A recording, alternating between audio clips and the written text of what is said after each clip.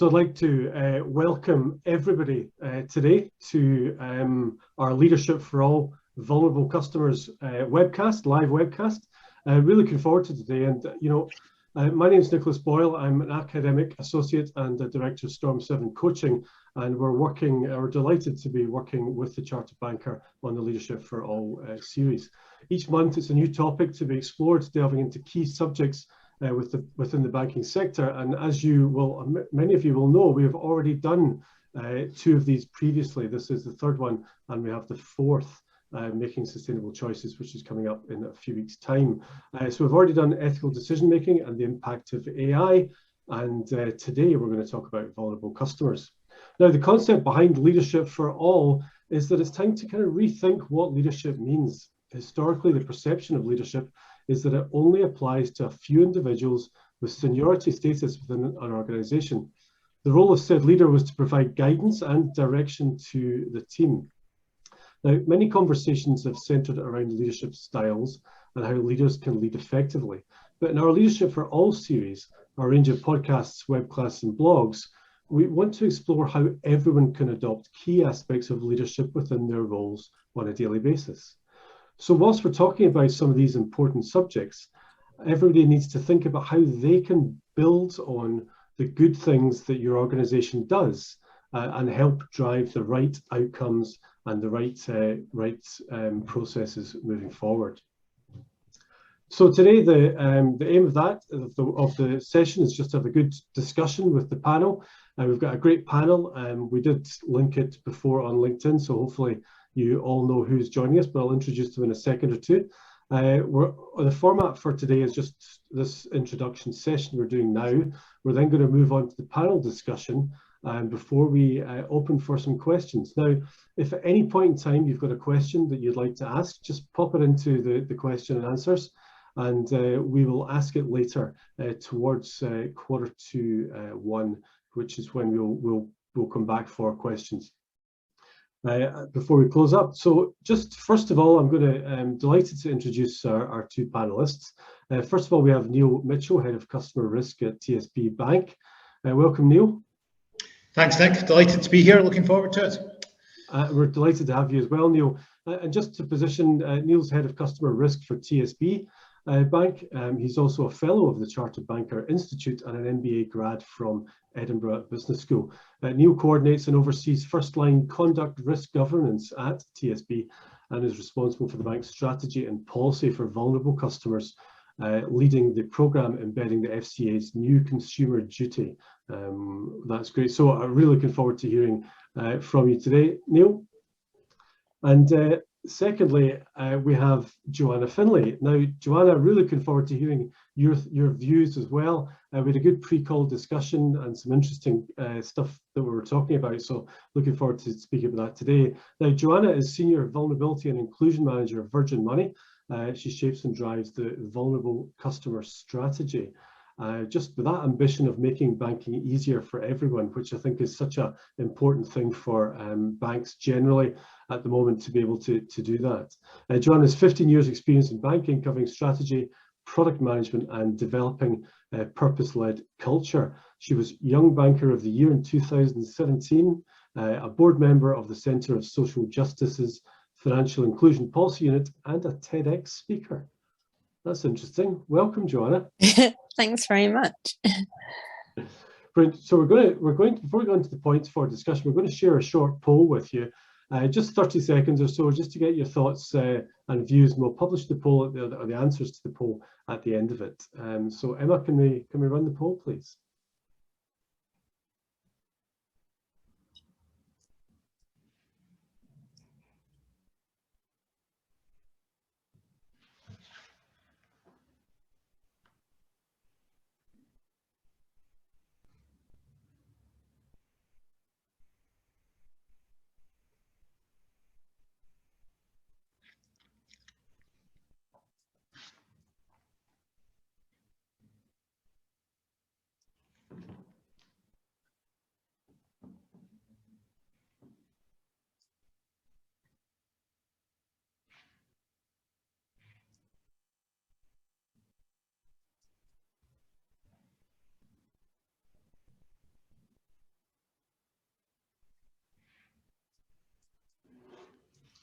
Okay, there we have the results. So how often do you speak to vulnerable customers as part of your role daily? So we've got a large chunk of people that speak to them daily or weekly, which is great. So really interesting for you today. Interesting point there about the not sure as well, because actually, how do you know customers are vulnerable? Maybe we'll touch on that as we go on a little bit later. And the second question was, do you feel that your organization's culture allows you to fully support the needs of vulnerable customers? And we're kind of a 50-50 split there between yes and sometimes and no, which is interesting. So that's obviously something that we need to have a look at as well. So brilliant. So thank you all so much for doing that. Really great and good, honest poll at the start that gives us as a panel a bit of understanding as we move forward. So Neil, I'm going to start with you, if that's okay. Can you tell us what your definition of a vulnerable customer is? Yeah, I can. It's so just a bit of background to that. Now, we looked at the FCA definition, and this was back in about 2017. And of course, at that point, I think from memory, the FCA had kind of changed their definition, and then they changed it back to their original definition. I can't quite remember what the exact changes were, but it needed softened a wee bit. So we took that a stage further because we wanted to be able to flow all of the FCA work into how we saw vulnerability. So our definition is people through their life or just for a short time may need for us to work with them differently, and that could be because of their physical or mental well-being, their difficulty understanding and managing money, or because of a life event. We'll work hard to identify such situations and in turn tailor the support we can offer customers. And that last couple of words on tailor and support, they're the key part of it for us. It's that we identify vulnerability, but tailored support is what we offer. Yeah, really interesting. And I'll come over to Joanna in a second on this one as well, because I think it's important, but it kind of reminds me that it's difficult for people to understand really what a vulnerable customer is if we change the definition a lot. So it's good to hear that you've got one for your organization that encompasses all of the requirements from the different authorities. But Joanna, what's your thoughts on that definition piece? Yeah, I'm going to take a slightly different approach and say how I describe a vulnerable customer, which is anyone who could be let down or left behind by banking services. So it's anyone who may not feel that they are enabled or empowered to manage money as they wish. And I think it's so important that we start with remembering that even though we might use vulnerable customers shorthand, really they are people who face challenges in life and need help to overcome those. So although we use vulnerable customers shorthand, I think sometimes that label in itself can distract us from the truth that these are people. They are our friends, family members and colleagues. And so my definition would always start with bringing humanity back into the room and saying it's anyone, it's basically anyone. And whilst we need to think differently about, as Neil said, how we can tailor support to them, we shouldn't ever make anyone feel different or that they are the problem.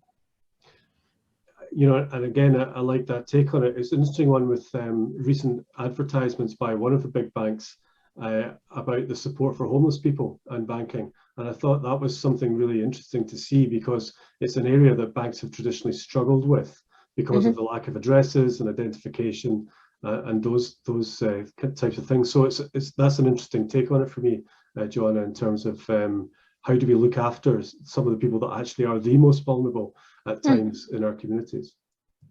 The other way that we've done it, and since we are talking about leadership and culture and stuff, is to always tie it back to your organisation's purpose. So at Virgin Money, our purpose is to make you happier about money. And so I always start conversations by saying, who's least happy about money? Imagine someone who's least happy about money. Why is that? And how can we overcome the barriers that they're facing, either because of the circumstance in our lives or how the norms of financial services are? And a really interesting point I'm going to take to Neil now on that one, because talking about culture, the way in which our colleagues deal with vulnerable customers is heavily tied to that organizational culture. So can you talk about the importance of the organizational culture from your perspective?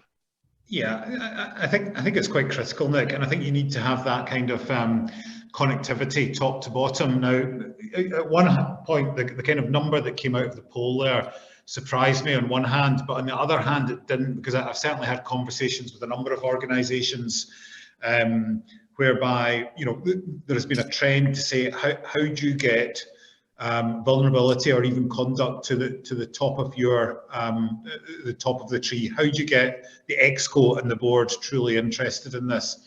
And so that whole point about culture and how you embed it in a business is quite critical, you know. And you know, there's a number of ways, tricks people can do to do that. You can design dashboards which call out kind of conduct related and customer impacting issues. You can kind of draw together better MI. I mean, you know, if I was to read into the sessions the FCA had with all banks recently, one of their key call-outs, of the 3 key call-outs, was around monitoring and evaluation. And I think one of the challenges that maybe some of the colleagues around this table have is making sure that boards and executive committees do have the visibility of the correct data on vulnerable customers. So I think that culture bit's quite important, but I also think maybe building on Joanna's point a wee bit is, I think the way or one of the ways to think about this is not that a vulnerable customer is entitled to a different outcome from another customer. It's that all customers should get the same outcome ultimately at the end of the day. And if that means you have to kind of readjust your processes and how you consider customers to make sure that you're considering all customers and you're not demonstrating any behavioural biases, that to me is probably the way forward. And that's one of the things that will help you get that kind of concept of vulnerability embedded within your business and so in the culture. Yeah, I love that point. Actually, that's such a powerful point you're making, Neil, because we should be looking after everybody, and everybody should have that same opportunity in their organisation. So yeah, that's a fantastic message, I think, to get out there, and that probably, you know, again leads us, Joanne, into our next point where we were talking about was that culture amongst frontline colleagues, because obviously, you know, we all either, you know, in banks, we all either deal with customers directly or we deal with somebody who does.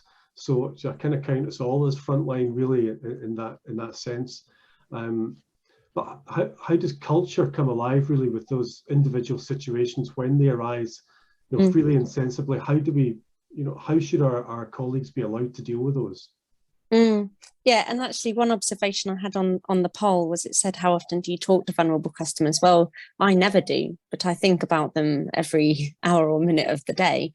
And I think a really important point about the culture and ensuring that your frontline colleagues can serve vulnerable customers compassionately in the moment depends on the entire business being behind that interaction.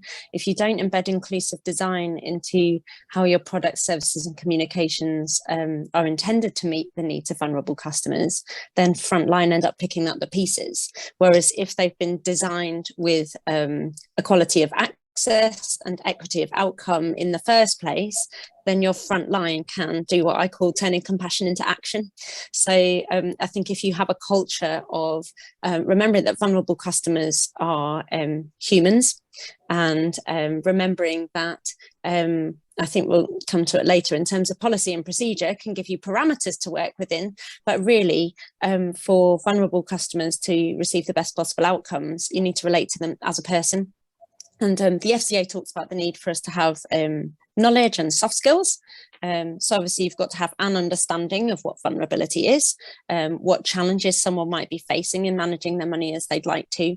And then frontline colleagues also need to have a sort of knowledge of the tools or the opportunities, the options to overcome those challenges.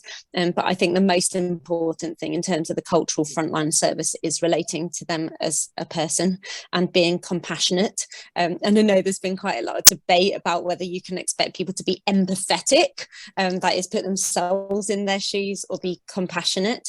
But I firmly believe that that frontline colleagues should be supported and empowered to be compassionate in that moment, to hear the challenges and to never defend how their experience is, but to say, I'm sorry that it's like that for you. Let's see what we can do to overcome that, so that a vulnerable customer never feels, as I said before, that they are the problem.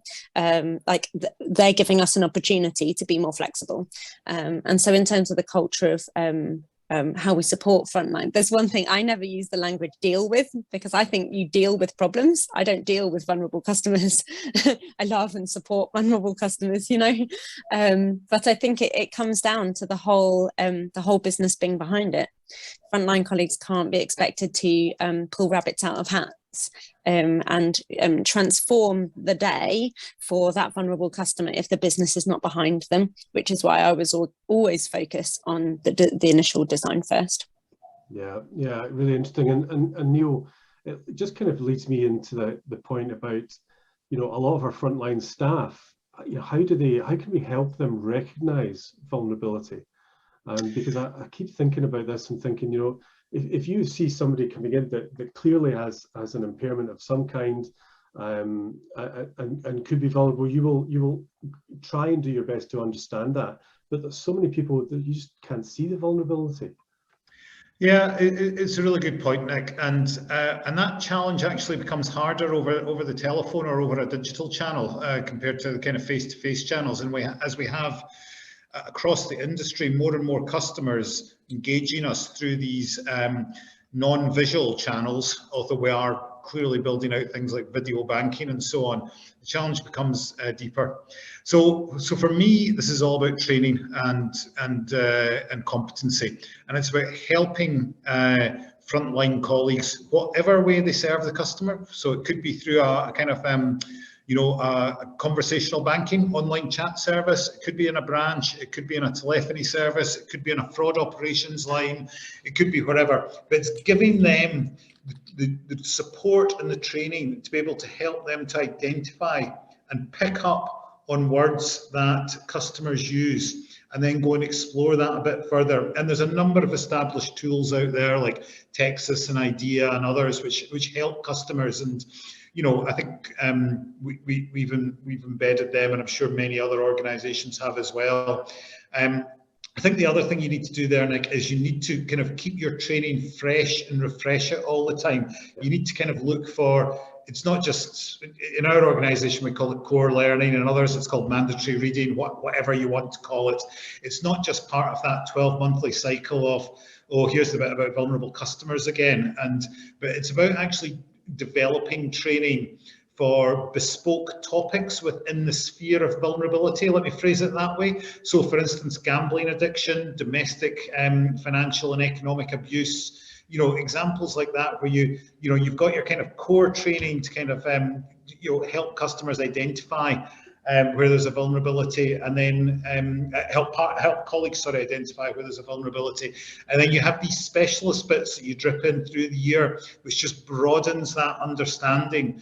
And in some places where you've maybe got your we call it financial support services, other business often refer to it as collections and recoveries type functions, you know, you will have to do even deeper training to help understand that. And back to your point, Nick, it's not just about then somebody wearing the sunflower lanyard, which we're very proud to support, to say there's a kind of hidden disability. It's about the quality of that conversation. And I think the only other thing I'd add on to that is probably back to your previous point, or maybe Joanna's point, I think it was, is a lot of this is about how there's two things here. One is how you design products and journeys, and making sure that all potential customer impacts are considered when you're designing or amending a product or journey. And that's involved a bit of extra governance. And then the second element of that is enabling frontline colleagues to make decisions in a supportive manner, which actually they may step out of process. And I exclude credit-based decisions from this, because I think that's a completely different issue. But decisions that will help customers and help colleagues sort of have the confidence to make that decision and know that nobody's going to come and give them a hard time for it afterwards. Yeah, some really vital things, I think, for people to know and understand. And you know, both of you know my background. I was in retail branches for many years, and I believe that I understand what vulnerable customers are. But actually, you know, I think it constantly changes. We're getting better at identifying it. I think over the years, we're seeing more vulnerabilities being identified, or people actually being able to talk about their vulnerabilities where they weren't before. And I think that's the part that we play in supporting that process, and that's really important. Joanna, I wonder, Nick, if, oh, sorry, I'll see what you were going to ask me in case it is that. Okay, so I was about to, you know, answer it anyway. What are your thoughts on that? Yeah, well, I was going to say sometimes we need to take a step back, and whilst our responsibility, I presume everyone on the call has a responsibility within financial services, this is a wider challenge, yeah, and sometimes thinking about the whole system is helpful, and I think businesses have a role to play in what I call motivating disclosure. We're not expected to be experts in every vulnerability and all the potential signs and indicators, and then the FCA is very clear that we're not to diagnose vulnerability, but actually why not try to focus on giving people a reason to tell you what their circumstances are, and what can we learn from other industries about that. I think it's great that, you know, my energy provider once a year sends me a letter saying some people find that they need extra support for the following reasons, and in these circumstances they could ask for this help. Well, I may not, you know, if I was in those circumstances, I may not have thought to pick up the phone and speak to them, or I may have been intimidated about doing that, but they've just given me a reason to ask for that help, you know.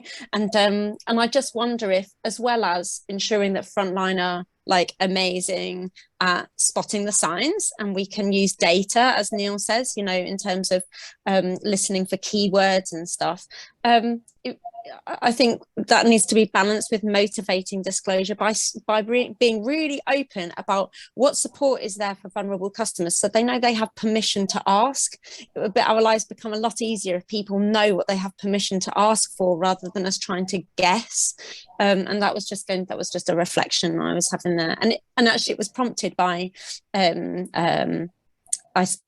the loos at my local supermarket. There's a sign in there, and it's to do with period poverty, and it says, if you need help, there's no shame around this. You can go to customer services and say there's a package been left for Sally, and they said there'll be no judgment, no questions asked. And that is motivating disclosure. You couldn't possibly expect customer services in a supermarket to spot who's walking through the door who's experiencing poverty, period poverty, but you can motivate disclosure by saying this help is available, you have permission to ask, and there's no judgment. And I just wonder if we can learn from that as a sector too. Yeah, and I think so three or four really good points within that around about the product itself, the literature, the environment we create for the customers, and also the quality of our conversations that we have with the customers. It's kind of four really important points there. Neil, just going to come to you, and I was just wondering if you could just tell us about your role in overseeing corporate risk governance across TSB and the strategy and policy for vulnerable customers. Just how this kind of aligns with what we discussed earlier about the FCA's new consumer duty. Yeah. So yes, I'm kind of blessed, I think, to have a number of different strings to my bow in this space. So I do look after our kind of first line conduct committee, which looks at when we, you know, the impacts we have on customers, and that does align very neatly to vulnerability and the work we've done there. So I own the vulnerability policy and the vulnerability strategy in TSB.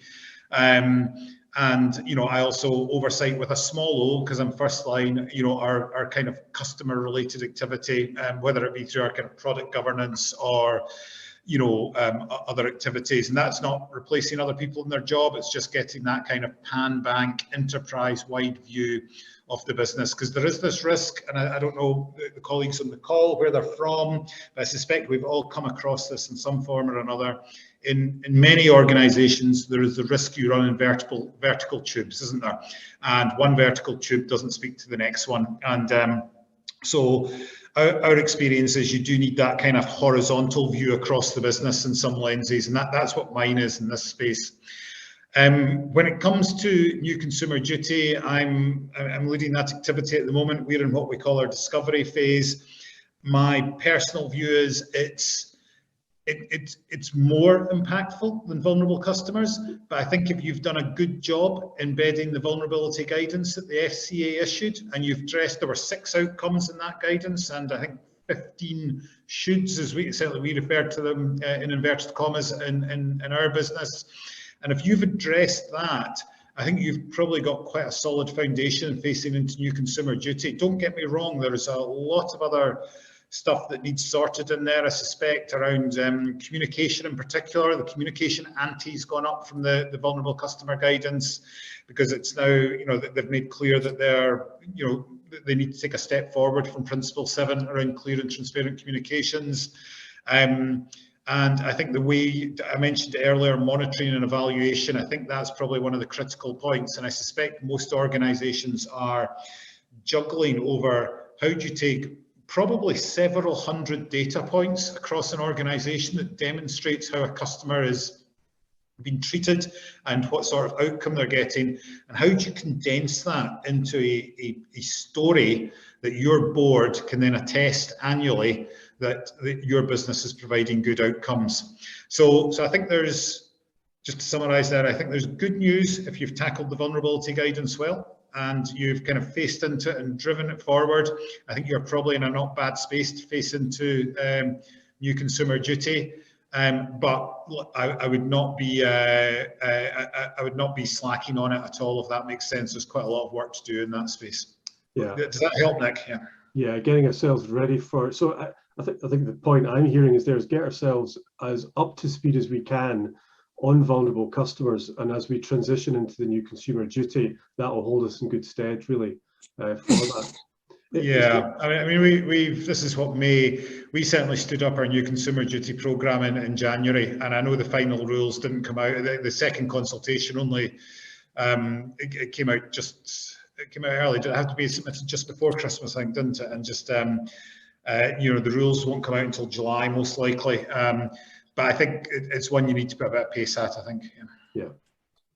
Joanna, I know you also have you're in discussions around about this as well. I guess for me, still that big question around about our consumers, our customers, thinking about the way, the journey forward as we develop that kind of technology and an online offering, telephony offering. What about branch closures and how they affect vulnerable customers? Because it's that wider topic of digitization in our society. It's such an interesting one at the moment.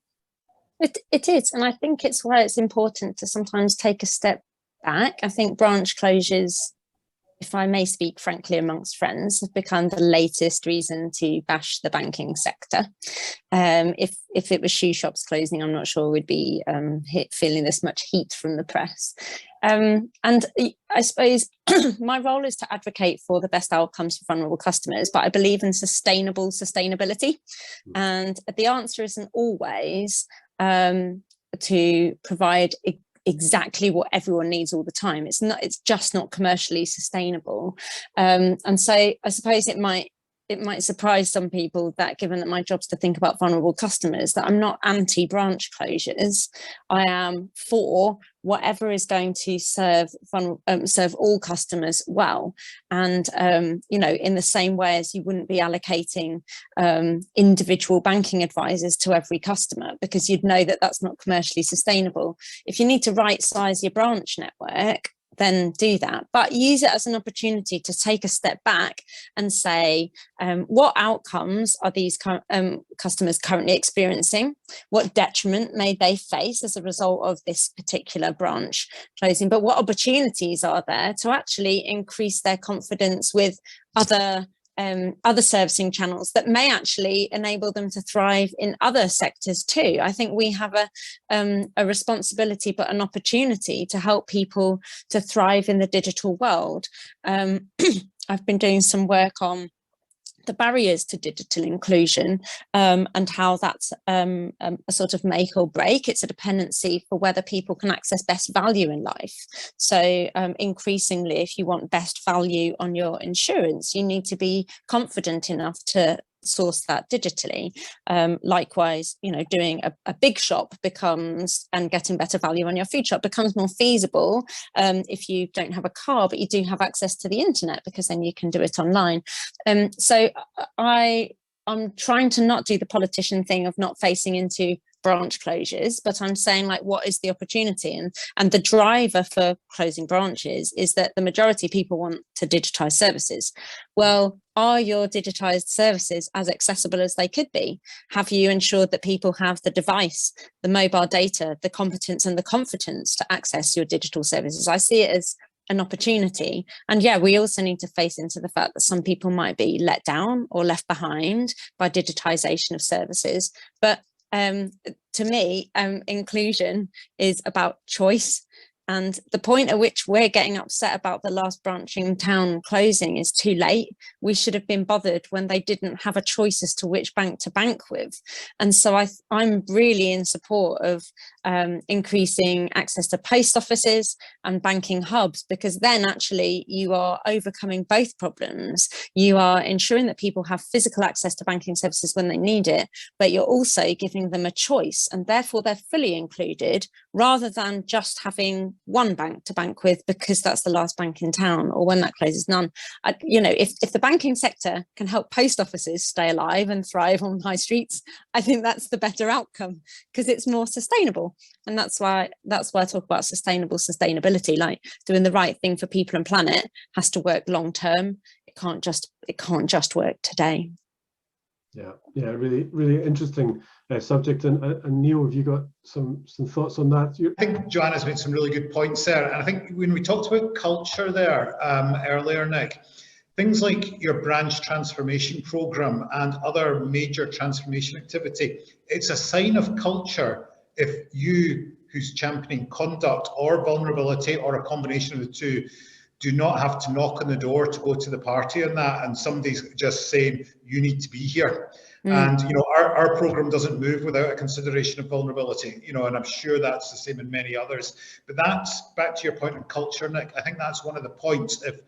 If you've got this bank-wide or firm-wide culture around vulnerability, you will be included. In fact, your diary will be too busy to join everything you get asked to join, because everybody will want a nod from you or one of your team to kind of say, yeah, you're going in the right direction here, and you'll end up rocking up at the meetings with the Lending Standards Board, who are running that bit of activity on behalf of the FCA for the industry.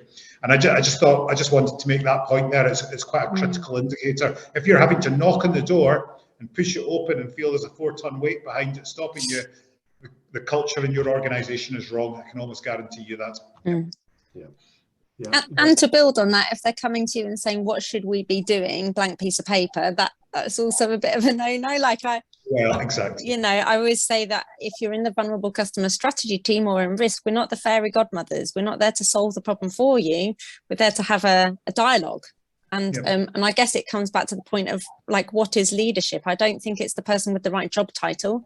It's the person who brings the right mindset and has the right conversations. And so, you know, I would say all of us can encourage those conversations to be happening, and for people to be thinking for themselves and thinking, well, actually, if it was my parent or my neighbour being impacted by this change, how would I want them to feel as a result of it? And what could I do to overcome the challenges that they might be facing?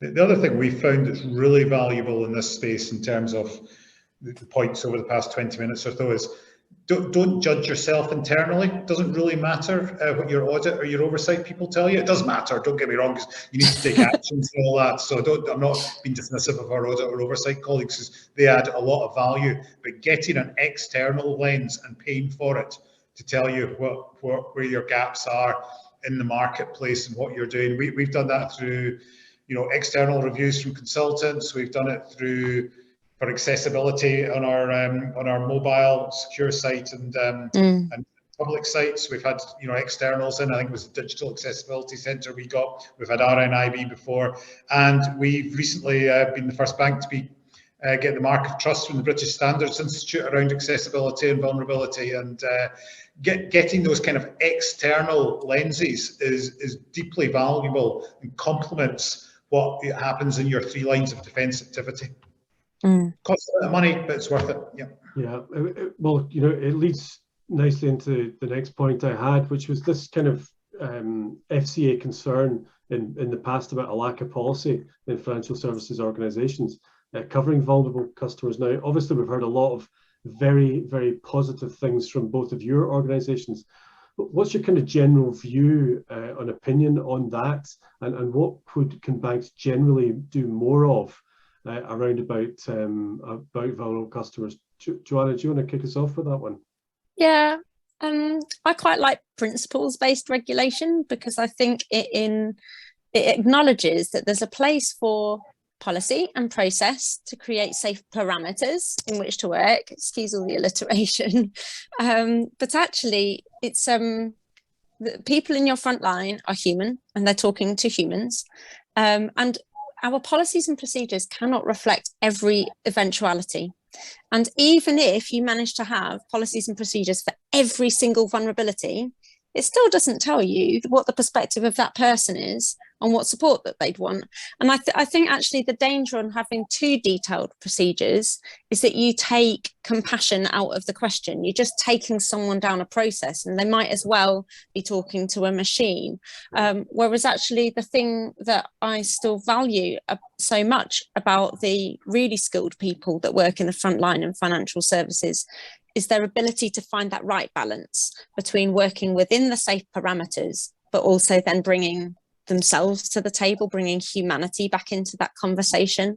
And another thought that I had on that is that there are areas where I would say our collective, maybe our national understanding of a vulnerability has advanced, and that policy rightly needs to keep up with this. And Neil and I are both involved in UK Finance Vulnerability Committee, and it's been great that they've set up a working group to look at domestic financial and economic abuse. Obviously, the law around that has changed.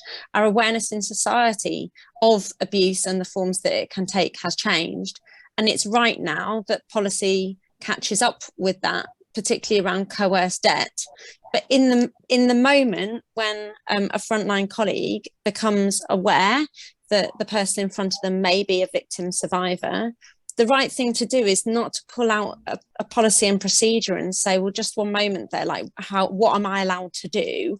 It's to listen and to be curious and to be compassionate and to find out what support that person would ideally like, and then validate whether that's possible. I think if your frontline colleagues know their policy and procedure, and they know that to use the word that Neil said before, they are empowered to act and do the right thing. Sometimes it means stepping beyond the written process. But yeah, I'm waffling. Policy and procedure are the parameters in which to stay safe, but they're not what's going to ultimately create the right outcomes for vulnerable customers or any customers. Because what shapes a vulnerable customer's experience can change day to day, and so we just need to be in listening mode and be really flexible. Yeah, but it's a good point about the constant changing environment around about this, not only with different vulnerabilities being identified and talked about, but also the fact that, you know, legally there's a bunch of things that we need to consider. I'm really interested, Neil, a slightly different version of this question for you, if you don't mind. We've talked really about big banks, and if I use the two of your organizations as good barometers for larger organizations just for now, but what about a lot of the smaller financial organizations? You know, we've got a lot, and I'm not suggesting any of them are bad. It just might be more difficult at times, maybe more pressure within them. So you've got lots of sort of specialist lenders, finance companies. How can they, you know, get more involved to raise their awareness, their knowledge, their information, and be more supportive in this area?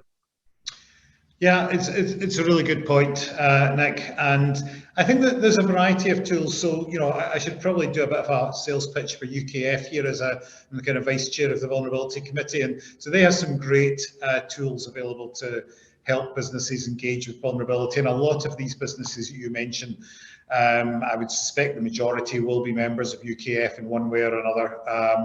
And I would firmly encourage them to kind of join the Vulnerability Committee if they're not already representative, which Joanna's referred to. It's a good, robust discussion every few weeks. And I think that's one way. I think you'll find that under new consumer duty, this is something that they'll not be able to kind of park in a corner. I'm not suggesting anybody does that, but it's going to go up the rankings a wee bit. And I suspect we probably shouldn't dismiss the fact that some of these newer players in the market are probably a bit more advanced than some of us who have been here for a longer time. And they may not have a face-to-face branch offering, or they may not have some of the kind of the telephony offers, because they may rely very heavily on smart bots. But the fact is they're adopting technology at a faster pace because it's their business model. So, I wouldn't necessarily be, and I'm not suggesting you were, too dismissive of where they are in the marketplace.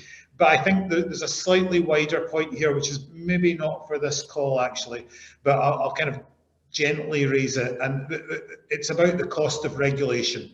The big players can, they're tooled up to deal with this, aren't they? The big five in the marketplace. The further you go down, the harder it is to kind of deal with everything.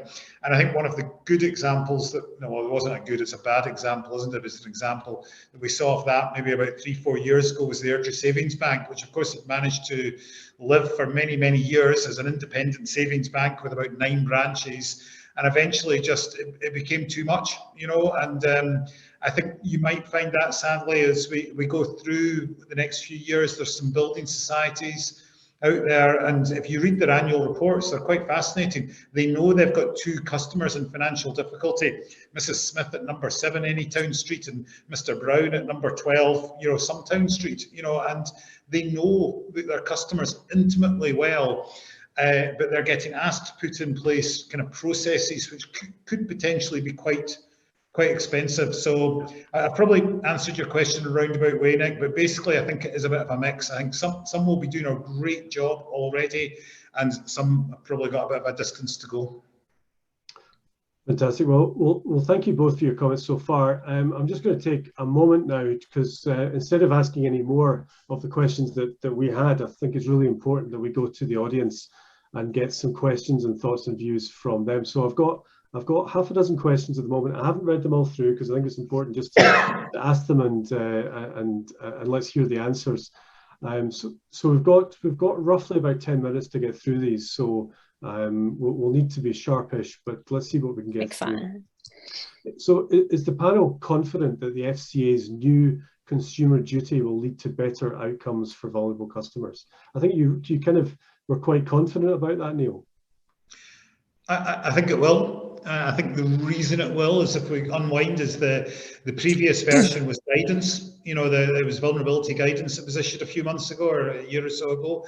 I think a large number of firms adopted it, but I think the simple fact that, I think I'm quoting this correctly, is there is a requirement for the board of a firm to attest annually that they are providing good outcomes for their customers, or acting to provide good outcomes for their customers. Quite critical that. By doing that, what you're actually saying, it's not the executive are attesting to the board that they're providing good outcomes. That will be part of the process, I have little doubt. But the board themselves, who are all captured under the senior manager's regime, need to make that attestation. And in the basis that most boards nowadays, not necessarily all, you have your chief executive officer and your chief financial officer, and then it's non-executive directors effectively. I think you will find that will up the ante quite considerably and lead to more intrusive but positive questions for executives and their teams, and how not just vulnerable customers but all customers have been treated. But that will up the ante for vulnerable customers, in my belief. Yeah. If I can add to that, there's that's absolutely right, and I wouldn't disagree with anything that Neil said. I wouldn't dare. He knows this way better than me. But I would also say it's an opportunity. Like, it depends on the attitude of the people who are responsible for embedding it. And it depends on whether in the culture of the organisation, regulation is seen as the least that we must do, or an opportunity to stretch ourselves. So it depends whether conversations are guided by, or the FCA says, or what we're hearing from our customers is, You see, I think the two go hand in hand, to embed inclusive design, to be curious about the needs and wants of your customers and how to better serve them, and then making sure the outcomes are measured well. The measurement of the outcomes is, of course, really important for good governance internally, and it's good for and it's important for giving your board and the FCA confidence. But it's the guidance, whether it's consumer duty or the fair treatment of vulnerable customers, is not what your customers are going to experience day to day. It's the culture of your business is what's going to shape their experience day to day. And so, little plug, my TEDx talk was on changing a culture of an organisation so that people feel empowered to act on the frustrations that they have themselves or that they see customers having. And I think if we use the consumer duty or any other form of regulation as an opportunity to spark people's curiosity and empower everyone to do what they know to be fair and right, and to challenge the norms that are getting in the way, then I think that is how you get the best outcomes for customers. Yeah, absolutely. So next question, also an anonymous one that's come in, has just made the point, Joanna, about your point on terminology being a great point you made earlier. The choice of words in relation to vulnerable customers is crucial to consider. So the question is really just to the panelists. Do you think our organizations are doing a good job in the language and platforms used when communicating with and supporting vulnerable customers? I'll come to you first on that one, Joanna, and then I'll go to Neil. Yeah. So I think our report card as an industry would probably say could do better. I think we need to keep a pace with how people are preferring to communicate. And if you're in vulnerable circumstances, you know, I've shared on one of these webinars before that I've struggled with mental health problems myself. Placing the burden of responsibility on customers to take initiative, to get in touch, to get through all the normal channels may not actually get to the right outcomes. And language can be a barrier. So I think one thing that we're certainly doing at Virgin Money is to listen to colleagues who have lived experience of vulnerability. It's a great way of supplementing what you hear from your own customers, but you can have an open and honest and frank conversation with people who are living with mental health problems, with disability, with autism, who are carers, etc., and say, how would you describe the circumstances you're in? And please, can you review these communications, review this brochureware, and tell us what about the language in there is either confusing or alienating or even offensive because we've not been inclusive. I think we can challenge ourselves to do more. And I've been really pleased to see something we've been doing at Virgin Money is to get the, I forget what it's called now, the clear mark, the crystal mark, to say that everything's really clear, but that it doesn't beat continually listening. We just need to continually listen. That kind of answers another question, which is similar, just I'm conscious of time as well, that somebody's asked around about the solution that provides a platform that supports all customers no matter the circumstances without having to have specialized vulnerable customer teams or support options. I think it goes back to one of the very first things we talked about, is just, you know, giving our people the ability, but also that environment needs to be right, the products need to be right, the literature needs to be right. It's a whole effort rather than just having a team that's going to handle it. And I think that's the good point there. One question we touched on earlier was around about post offices, and it's just I think it's a quick one on this one is, you know, what support do we give to post offices after they become the only bank in town, if you like? Obviously, you know, once the branches, what do we do to support them? Is there a plan of action or something that you do at the moment? Neil, was there something that you've done in the past? Well, I think we remain in close contact with them, but let's just keep in mind here the post office aren't doing this for the good of their health. There's a commercial benefit for them to be providing this service, and it's a significant commercial benefit as well. So I think we just need to kind of make sure we've got that kind of clear lens there. And I think the post office are providing a great service for customers, to be clear. I think we do maintain close contact with them to measure volumes and to look at what is the extra footfall that they're seeing. And there's actually quite a lot of industry-wide activity at the moment in the anti-money laundering space around post offices and banks to make sure that post offices aren't being used as an alternate channel for the wrong purposes when it comes to lodging money and so on. And that's quite a focus of the FCA. And the financial services industry is putting quite a lot of effort and support into that at this moment in time. I think for me the key thing is you kind of go through not every business is going through a branch transformation program. One or two are actually expanding still, just on the margins. Is that you need to keep in mind that you make a set of changes one year, and you point the customer towards a post office, and they're no more than say half a mile from that rather than their branch. Your next set of changes, you do need to kind of look back and see what is the impact of that, what's the collective impact of the two sets of changes, and then what's the kind of impact on the post office there. I think we also need to keep in mind there's more than one third-party provider. There are other options are available, as they say. I'm conscious of time, so I'm going to move on to a final question, and I'd like you both to have a very quick opportunity to answer this because it's really relevant. I think it's a great question because we're talking about vulnerability, but how do we feel about the fact that the bankers are our bankers being adequately trained and prepared for the effects of the cost of living crisis that is going to lead to potentially even more vulnerable customers as we go into the autumn? So how are we getting on the front foot with that? Neil, can you kick us off with that one, then we'll go to Joanna? So it's definitely front of mind for a vast range of reasons, Nick, isn't it? I think we just need to be careful here and make sure that everybody plays their part. Joanna referenced the work that the energy industry do at the moment in terms of supporting their vulnerable customers. And I have heard on one or two occasions people think, well, the banks need to go and support people who can't pay their energy bills.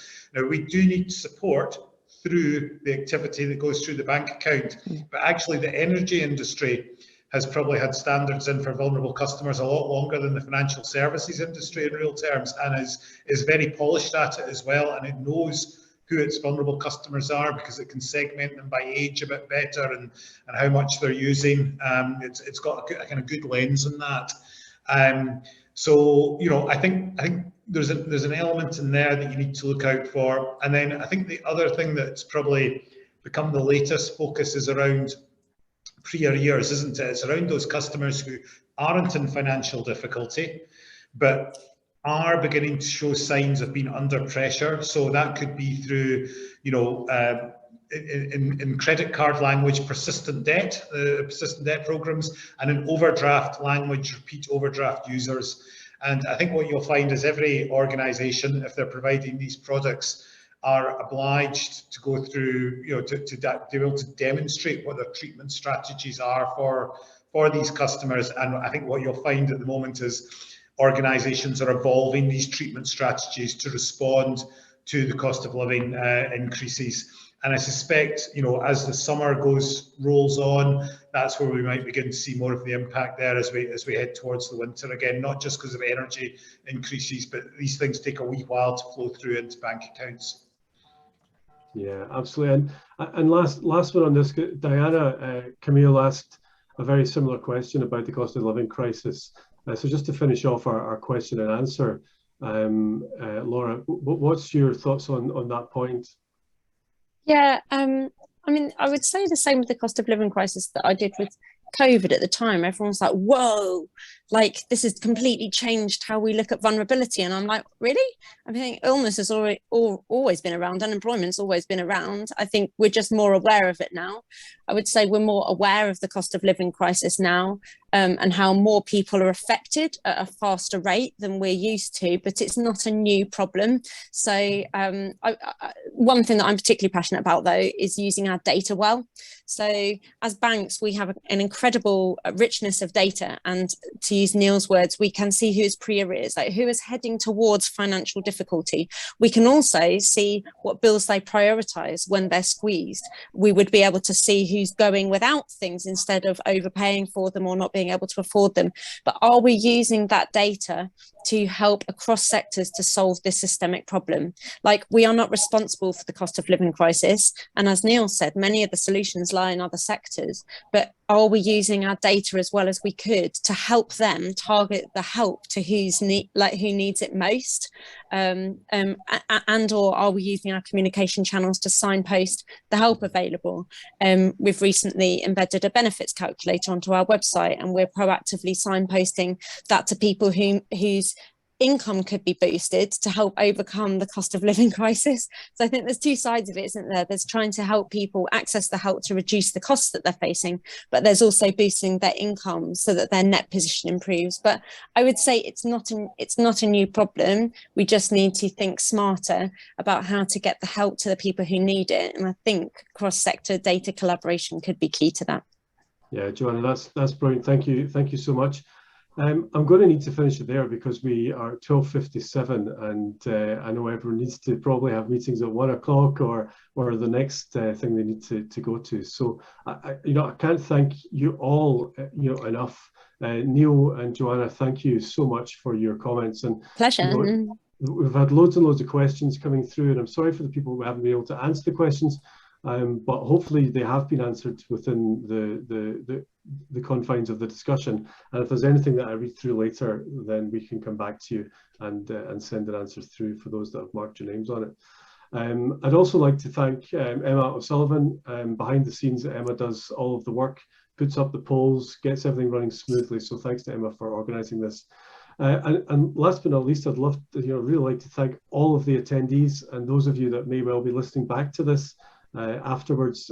Your contribution, your support, and joining these makes them happen, and it really is great for us as just industry people that want to add value and want to contribute more and more to get involved and help as many people as we can through sort of building understanding, knowledge, and all working together. Because actually we are. Whilst we've got some real solid competition laws, we are all in this when it comes to things like our vulnerable customers and supporting them. I think it's really, really important. And it's great to hear that Joanna and Neil work on the Council at UK Finance for vulnerable customers, that type of thing. So thank you all very much. Please look out for the YouTube video of this afterwards, and also look out for the next webcast that will be running in a couple of weeks. I look forward to that. So thank you all very much. Thank you, Nick. Thanks so much. Goodbye. Bye-bye. Bye-bye.